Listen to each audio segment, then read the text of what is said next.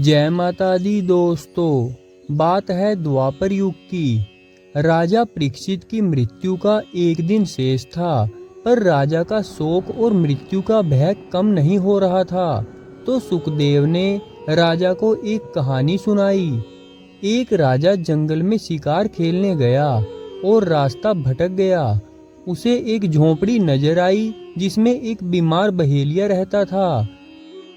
उसने झोंपड़ी में ही एक और मलमूत्र त्यागने का स्थान बना रखा था और खाने के लिए जानवरों का मांस झोंपड़ी की छत पर टांग रखा था। वह बहुत छोटी दुर्गंध युक्त झोंपड़ी थी। राजा ने विवशतावश बहेलिये से झोंपड़ी में रात भर ठहर लेने की प्रार्थना की।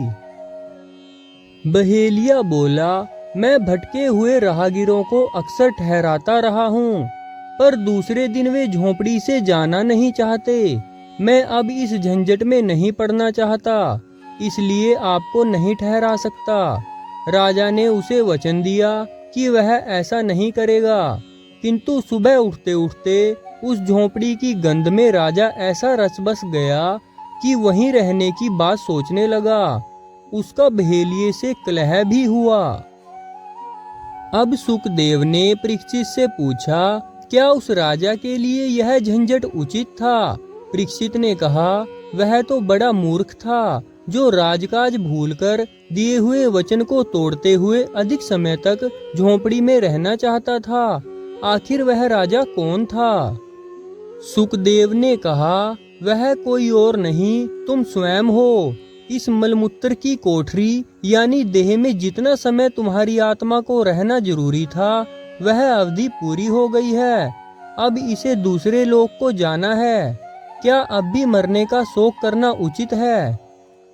सुखदेव जी की बात को सुनते ही परीक्षित ने मृत्यु के भय को भुलाते हुए मानसिक रूप से निर्वाण की तैयारी कर ली और अंतिम दिन का कथा श्रवण पूरे मन से किया। तो दोस्तों, अंत में हमें यह शिक्षा मिलती है कि यह हमारा शरीर मलमूत्र की कोठरी है। इससे हमें ज्यादा मोह नहीं करना चाहिए। तो दोस्तों, आपको कैसी लगी ये कहानी? प्लीज लाइक, शेयर और कमेंट करके जरूर बताना। और मेरी आने वाली वीडियोस को देखने के लिए चैनल को सब्सक्राइब करना और बेल आइकन को प्रेस करना ना भूलना। जय माता दी। ओम नमो शिवाय।